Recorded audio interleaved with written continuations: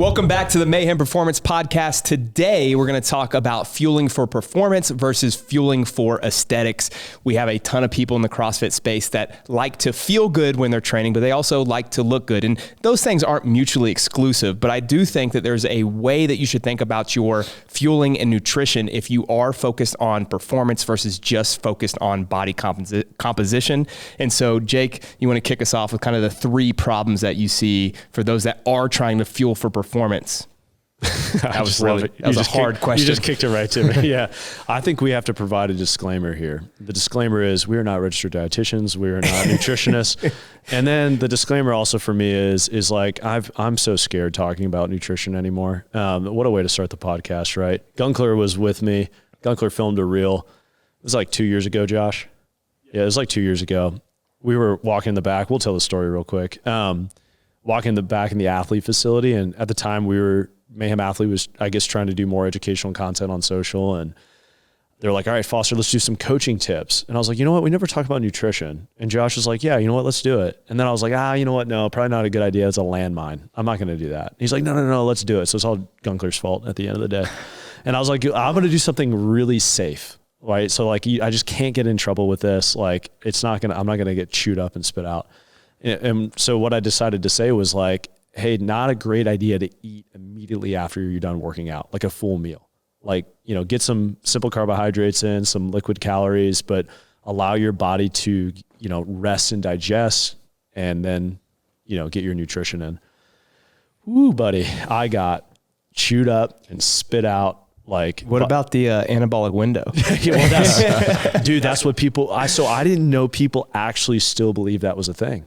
Like you have to get your protein in within a half hour. And most people who were chewing me up and spitting me out were just going off about the anabolic window and being like, this guy doesn't cite research and all this sort of stuff. And then I actually now understand why people get caught up in the like social media, internet arguments. Cause I was on like vacation with my family and I'm firing off responses back. No.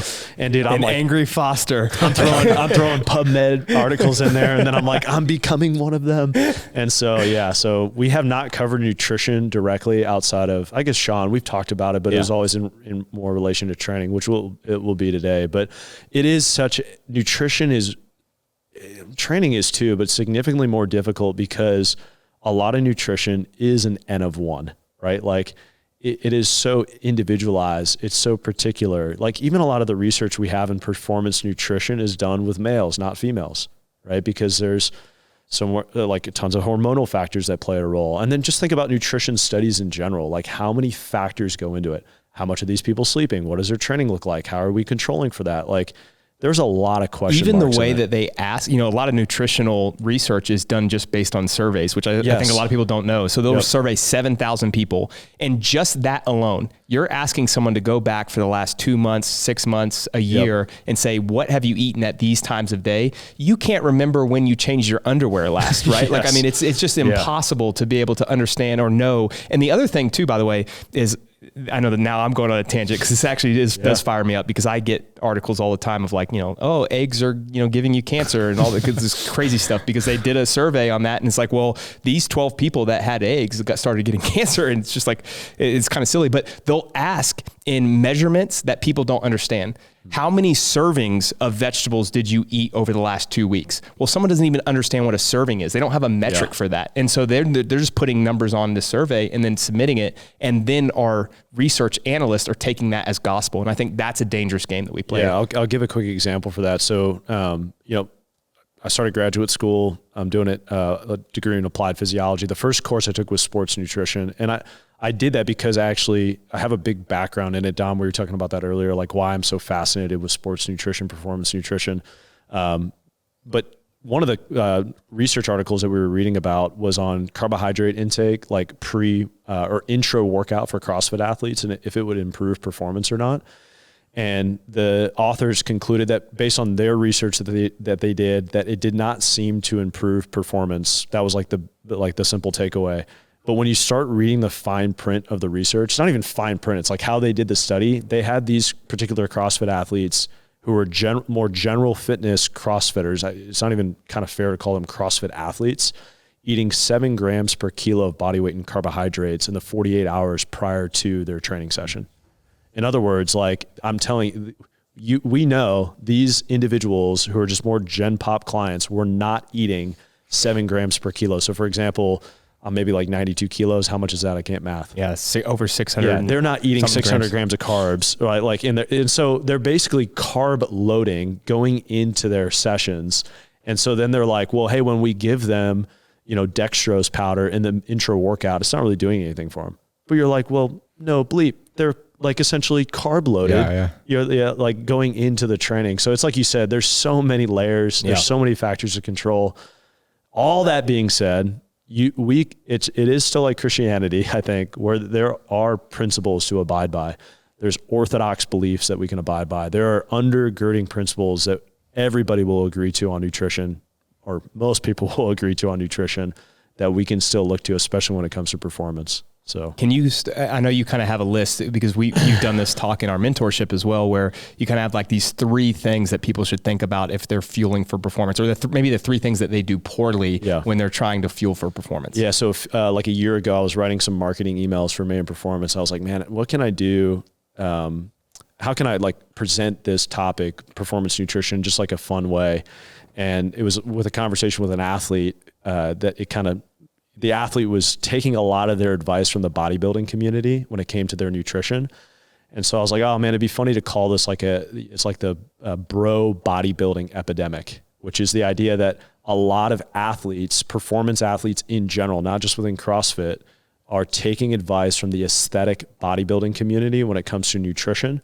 And you could call their nutrition performance nutrition, because that's a sport, right? Yeah.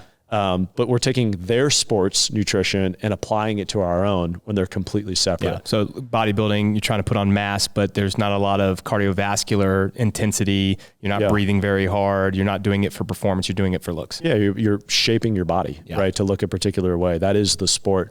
So the 3 mistakes, or the 3 parts of the bro bodybuilding epidemic, I'll call it, that again work for bodybuilders. That is their sport. It's functional for them, that do not work at all for CrossFit.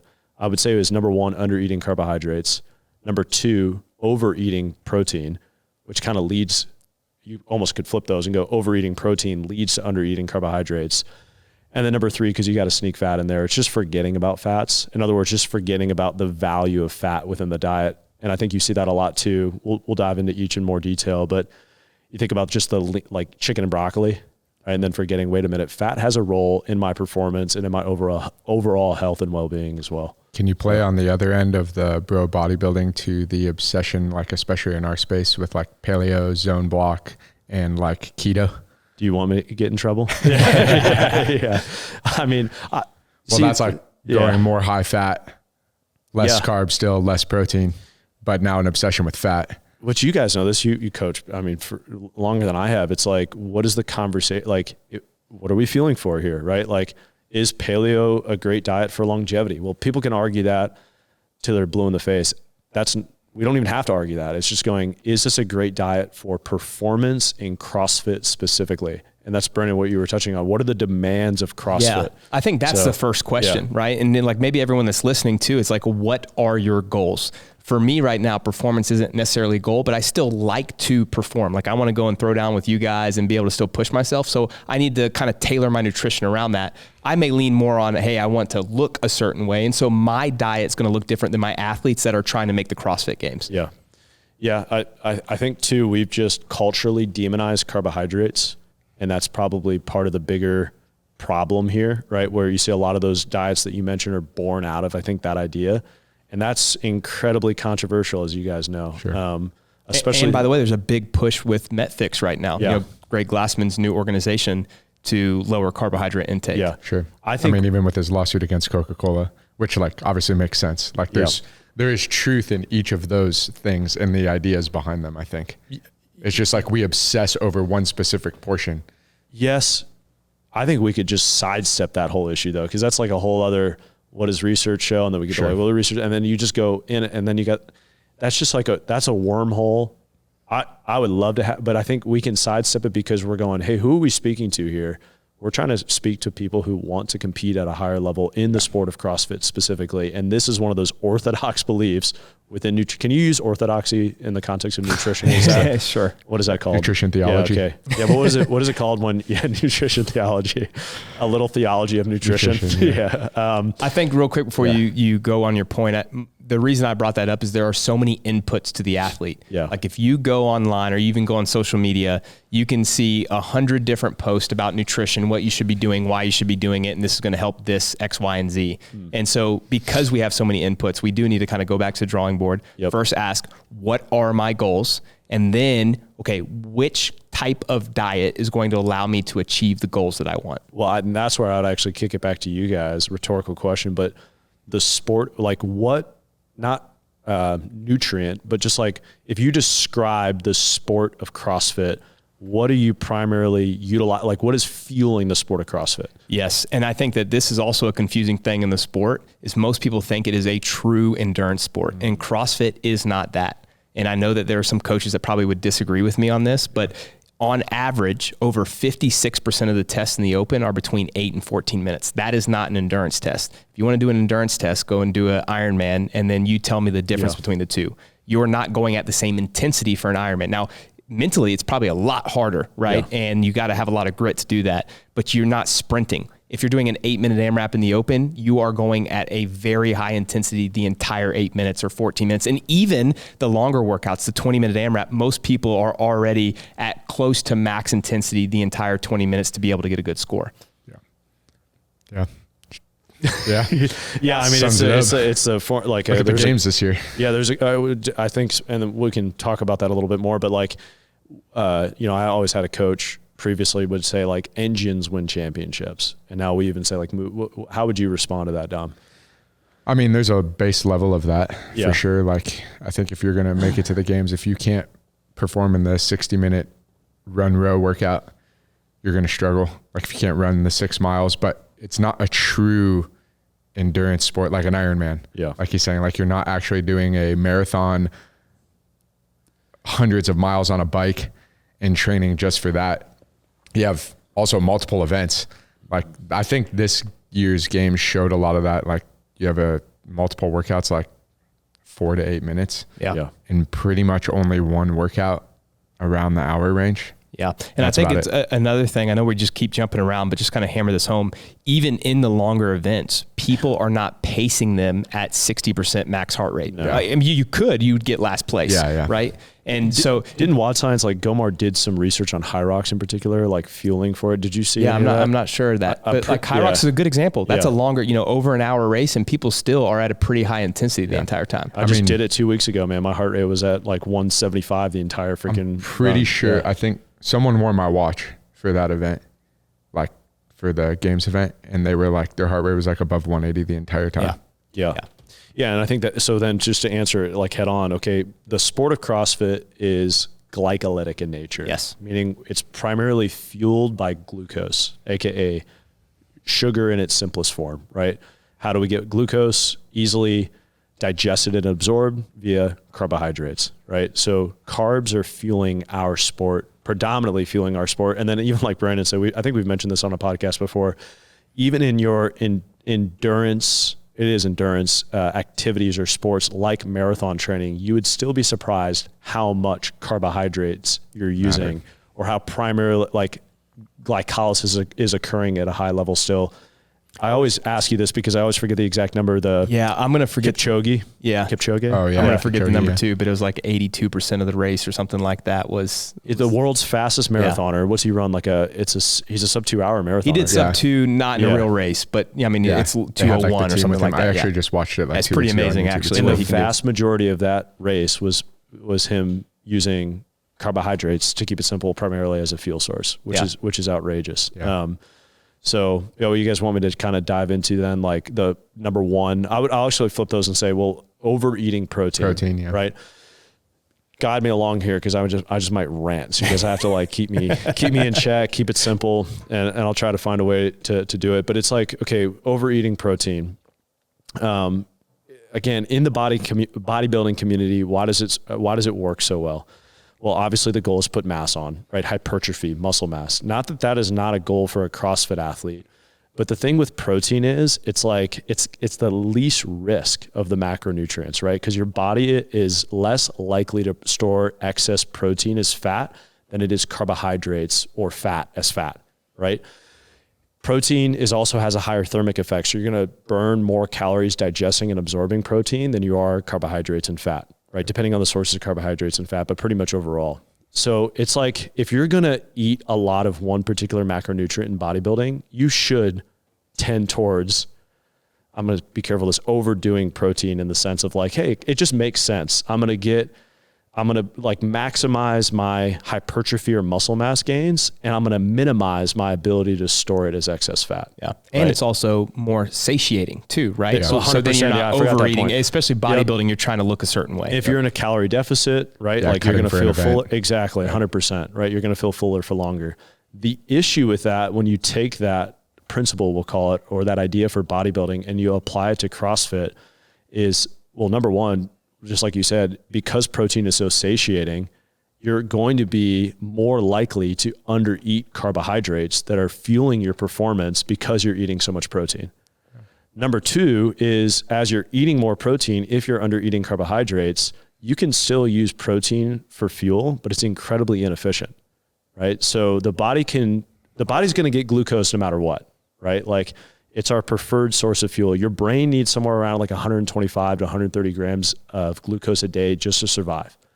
So if you're thinking like, well, hey, how are the people who are eating, keto or just low carb in general, 50, 70 grams of carbs a day, like how is their brain surviving? Well, like, why aren't they dead, Jake? It's like, well, your body will take protein and sometimes fats and convert it into glucose. It happens in your liver. It's called gluconeogenesis. The idea though is that it's a very slow process. So if you're not getting enough carbohydrates to fuel your performance, it's going to take it from protein, but it's going to take forever to do it. And we've all probably felt that in a workout or throughout the day where we bonk, right? Like we go low in our carbohydrate reserves or glycogen reserves, which is glucose stored in the muscle. And our body's having to turn to other sources of fuel or to convert it into glucose. And we just feel lethargic and slow, right? So I would say that's a good example is like, let's say you are doing, a workout, you're in the afternoon class in your CrossFit gym and you're maybe 6 or 7 minutes into a 15-minute AMRAP and you feel like you have no power left. Like you just really can't push. Like, is that what you're describing? Oh yeah, 100%. Yeah. Or we've all just felt like low blood sugar, right? Like just kind of dragging throughout the day.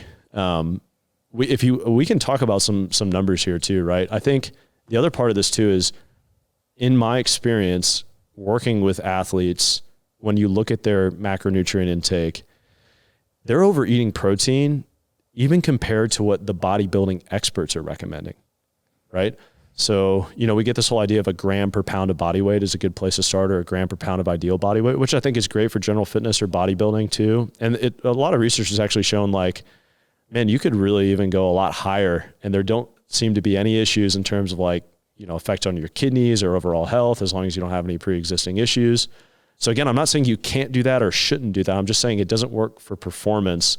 But man, like Brad Schoenfeld, who's like the nation's leading researcher on muscle hypertrophy, would recommend somewhere around 2 grams to 2.2 grams per kilo of body weight for ideal protein intake to maximize muscle hypertrophy. That's about 1 gram per pound of body weight, or in some cases a little bit less. But I have athletes coming to me who are 190 pounds eating 250 grams of protein a day, exceeding his recommendations, right? And so that's like taking the bro bodybuilding epidemic and doubling it, right? We have an athlete, there's a female athlete who started working with us. I'm going to remember exact numbers, but she was eating somewhere around 4 grams per kilo of body weight in protein. Cool. And then only eating about like somewhere around 175 to 200 grams of carbohydrates a day, right? Which, I mean, that to me right there, that's the epidemic that I'm describing and kind of joking about, perfectly put. So if you moved on from that, let's say we got someone into kind of that right range, which I think, most research would be like 0.7 to 1 gram per pound of body weight. I was thinking in terms of grams per kilo, just from school, because 1.7 to 2 1.6 to 2 grams is that's what like so we'll point out, I'm not going to say that's from me, that's from the International Society of Sports Nutrition. That would be from the International Olympic Committee and the American College of Sports Medicine. All their recommendations are somewhere around 1.6 to 2 grams per kilo of body weight asterisk there would be, when would you need more protein in a calorie deficit, right? Not just because it's satiating, it's going to help you retain lean body mass. So up to maybe 2.2 grams per kilo. If you're trying to maybe like lose a little bit of body weight. Trying to cut body weight, best time to do that is obviously like in the off season. And then number 2, injury. Yeah. Right. Like if you're injured and your body's trying to repair tissue, that could be that should be a time where you actually increase protein intake too as well. The third scenario would be like in like extreme ultra endurance sports. Like I think they would define ultra endurance as something would be like an activity lasting more than 90 minutes. In some cases, they may need more, right? Because tissue breakdown is occurring at such a rapid rate for an extended period of time. Yeah. So, so what would it be? Cutting, injury, and then ultra, that doesn't even apply to CrossFit. Yeah, sure. So, yeah. So let's say that someone does kind of dial that in and now, okay, I still need more calories because I'm burning more than that. Yeah. So now where do I put it? Do I put it in the carbs? Do I put it in the fats? How would you do that? Baby. Okay. Yeah. Yeah. So, and you're familiar with these recommendations because we've done the mentorship program and you've looked them up yourself. You can spit this data out pretty well. You know those, You're better at it. Those ranges. Yeah. So again, we'll point back to those three companies, the ISSN, and then the IOC. Their recommendations for carbohydrates are a little mind-boggling. Yeah, pretty crazy. Pretty crazy. So I'm gonna do the best I can here, but they would say for low activity levels, which they define as less than an hour per day, I think 5 days a week, less than an hour, they would put the range somewhere between 3 to 5 grams per kilo of body weight. So we'll use me as an example. You guys have to help me with my math. About 92 kilos. So that's anywhere between 270 grams to up to 5. Yeah. What is that? 450. Thank you. Yeah. That's 270 to 450 if you were training less than an hour a day. Yeah. But they would, you dip under 270. How many people are walking around just eating like 200 grams of carbs a day, right? Like working out 90-minute sessions 5 days a week. Yeah. Right. And that's their recommendation. For most of the people that are probably listening to this podcast who are working out 90 minutes, 5 days a week, roughly, right? Give or take up to 2 hours. Their recommendation would be somewhere between 5 to 7 grams per kilo of body weight per day, right? Yeah, now you're at 450 to 630 grams for someone like you, maybe even a little bit more if you're a little bit over 90 kilos. Our on-site athletes who are doing this full-time or close to full-time, they're training twice a day, 5 days a week, or 4 days a week with a long session on Saturdays.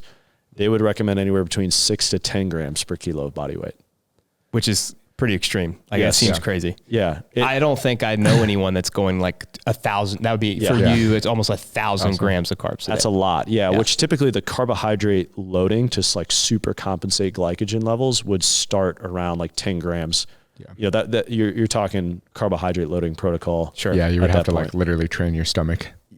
Yeah, for sure. Well, and that's a good point, Dom. Like if you're listening to this and you're like, okay, maybe you're not convinced yet. We could keep talking about it, like why you might need more than what you're actually eating. The answer is not to do it overnight, right? Because don't go from 200 carbs to 500 carbs in maybe one night. Give some like practical application, because we're not saying, hey, you need to go to 1,000 grams. Like that's the extreme, and someone's training twice a day and they're doing like 5 hours training. Yeah. But let's just say that someone is in a CrossFit program or they have a coach and they are doing 2 sessions, even if it's 2 60-minute sessions, and one of those is pretty intense every single or 5 days a week. And right now they're eating 220 grams a day. Let's just say like somewhere on that low end. How would you titrate them up to a reasonable amount of carbohydrates There's in a day? no prior psychological issues here that I'm dealing with emotion. You're coaching me and I'm like, dude, I just want to perform. Like, tell me what I need to do to Let me start with the end goal and then work backwards. Yeah. I'll quote Sean on this. Like, I've asked him before, like some of these recommendations are so high. To keep it simple, it's like, how much carbohydrate should I eat if I'm a CrossFit athlete? As much as you can without getting fat. Right? Like if you can maintain your like a lean body mass in a way that's sports specific and allows you to perform at a high level, how many calories or how many carbohydrates should I eat? Well, as much as you can without gaining excess body fat in a way that hampers your performance, right? That would be the simplest answer. But to work back from there, I'm not aware, Brandon, of any particular recommendations in terms of like, you should titrate up your carbohydrate intake by this specific amount per day or per week to get to a certain number. Where I would start with an athlete would be doing it peri-workout. So I'd be like, man, you're only at 270 grams a day. Let's actually follow recommendations for peri-workout nutrition and carbohydrate intake based on these other sports organizations and what research says. Let's make sure that you're fueling leading into it. If it's a 60-minute session, we won't worry about intra-workout and then post-workout. And the recommendations for that are broad too. So I would start on the low end and titrate up from there. So the recommendation, like pre and post workout, is anywhere between 1 gram, this is crazy, 1 gram to 4 grams per kilo of body weight in the hour leading, or at least an hour prior to, and then within, they would actually say post workout would be every hour after the workout for the next 4 hours, anywhere between 1 gram to 4 grams per kilo. So it'd be me taking in 90 grams of carbohydrates per hour after the workout. Now, the asterisk there is, well, it depends on the context of the rest of the day. For me, real simple. I'm going to go, hey, can we just get some liquid carbohydrates in pre-workout? If your previous meal is like you had lunch at noon and you're working out at 4, I'm just going to go, hey, let's do a scoop of carbs 30 minutes to an hour before you work out. And when you get done with your workout, let's do another scoop of carbs, like liquid carbohydrates. Simple, dextrose powder is fine.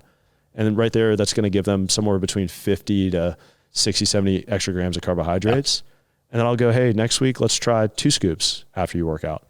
And then, hey, listen, at your lunch where you're normally, or your dinner where you're normally just eating some meat and vegetables, why don't we start with like a half cup of rice, right? And so I'm not following this like hard rule.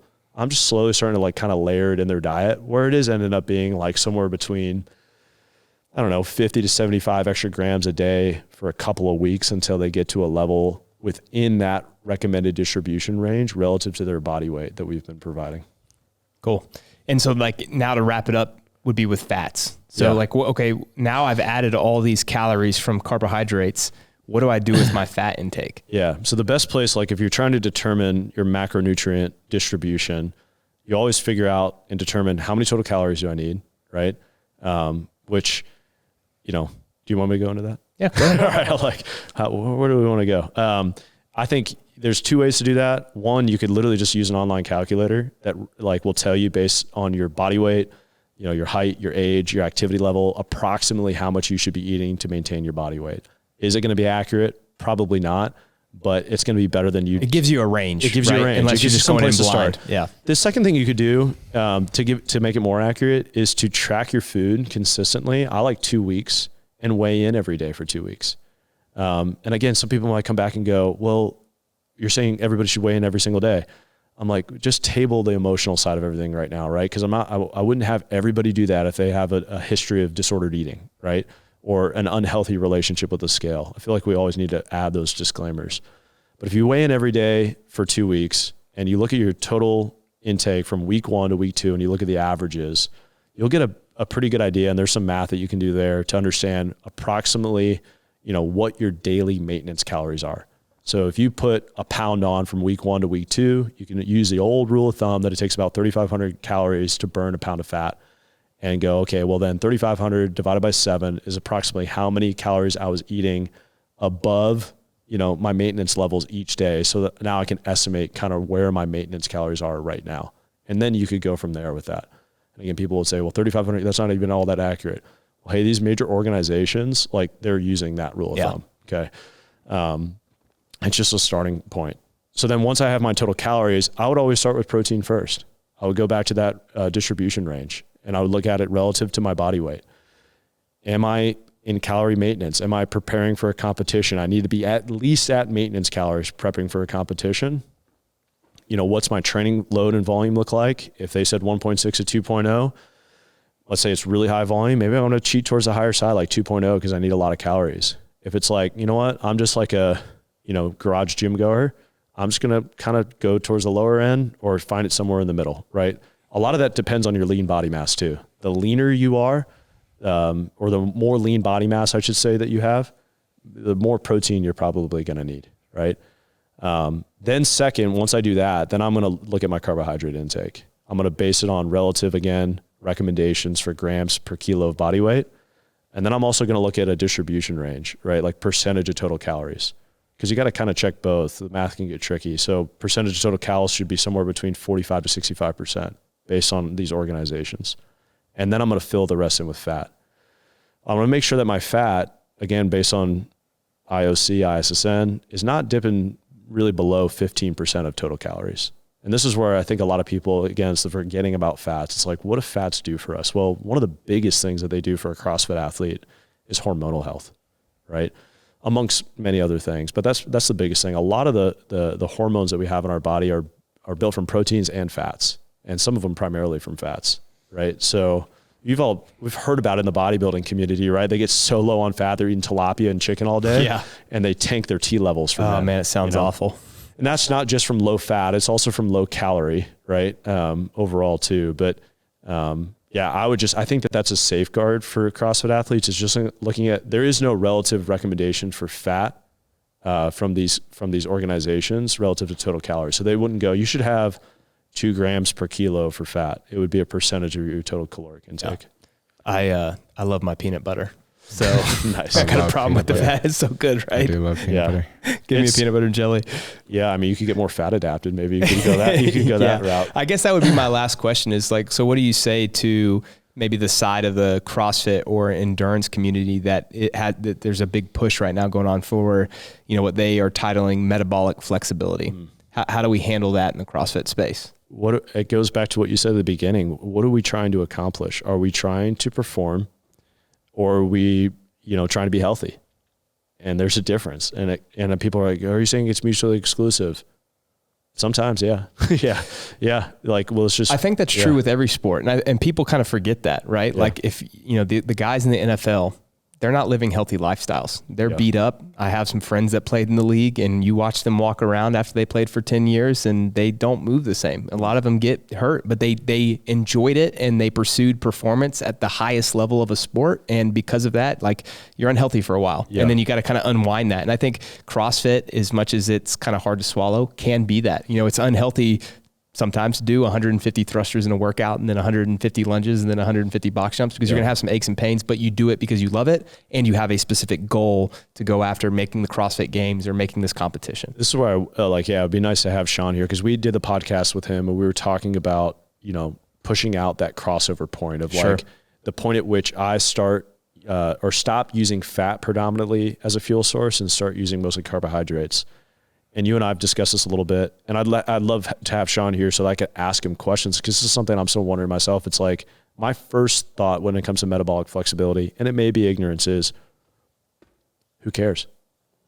Right? Like I know the response back would be, well, yeah, but if you can delay the point at which you're burning carbohydrate, so back up a little bit, your body can only store so many carbohydrates, glucose in the cell, we call it glycogen, right? You have it in your muscle and you have it in your liver. It depends on the person, but it could be several hundred, like 600 to 700-ish grams of total glycogen storage throughout the body. And you can super compensate those levels with carbohydrate loading. But still, compared to how much fat you can store in your body, like not just, like lipids, but like adipose tissue, right, is fat. And how long those reserves will last you, it's astronomically higher. Yeah. It's something like the equivalent of like 90,000 calories for the average person in fat that you can store. So it's like, if you could, the whole idea behind fat adapted is, if I can teach my body to run well on fats, I don't have to dip into glycogen, because we know, again, what happens when your glycogen is depleted or dips, you bonk, you feel lethargic, like you hit that wall that we were discussing. The thing is Brandon, goes back to your point, what's the length of the typical CrossFit workout? Yeah. Are we ever risking glycogen depletion if you're eating and consuming an adequate level of carbohydrates? I think the answer is probably not, unless it's a multi-day competition with incredibly high volume like the CrossFit Games, right?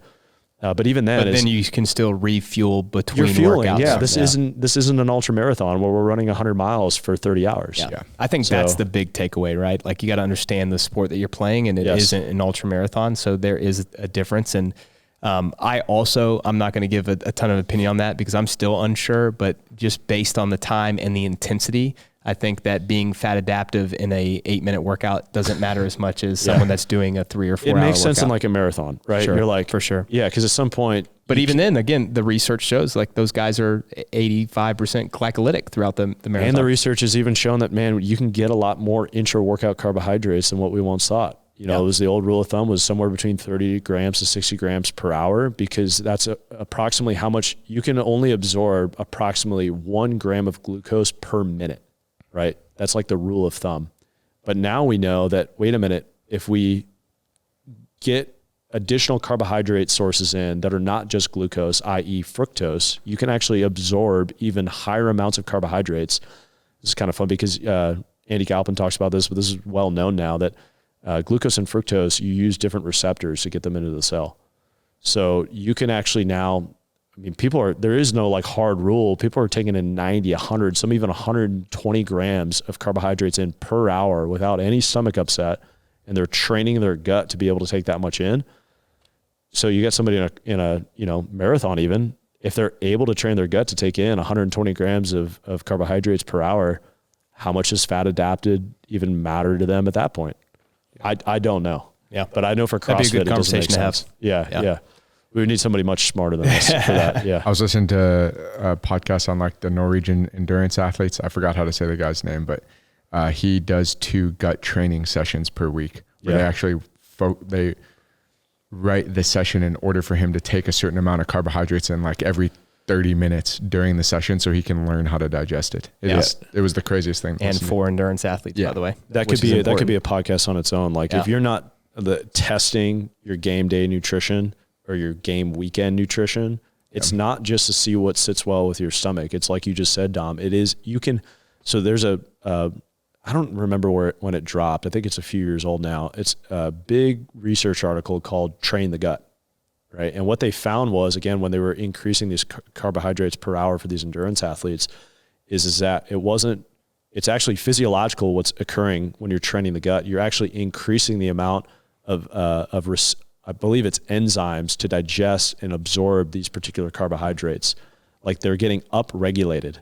And so you're quite literally training your gut to digest and absorb more carbohydrates per hour. Yeah. And you have to train it like you would in training. And so if you're just like going, I'm going to do a mock weekend 3 weekends before and have a bunch of carbs, you're not training your gut. You're not preparing it. What's the best way to do it? You're just shocking it. You're just shocking. It just happened to one of my athletes a couple of weeks ago. Had to drop out of beach brawl because of that. Like he messed up his stomach pretty bad. Like, Foster, you suck as a coach. Why weren't you telling him this? And I don't have a great response for you guys. Let's change the topic. Yeah. All right. So just maybe wrap us up again. Just a quick reminder on those 3 things and how people could think about those. Yeah. Overeating protein, which again is like, just stick to the recommended ranges. Like, just be mindful of overdoing it. Is it going to hurt you? Physically, probably not. Will it hurt your performance? It definitely could if it leads to number 2, under eating carbohydrates. Don't flip the switch overnight. Slowly titrate it up. Carbs aren't going to make you fat. Fat doesn't make you fat, right? Excess calories make you fat. What leads to that is a bunch of other things. But we're talking about performance, and carbs are going to fuel your performance. Don't forget about your fats. If you're eating chicken and tilapia, throw a little avocado in.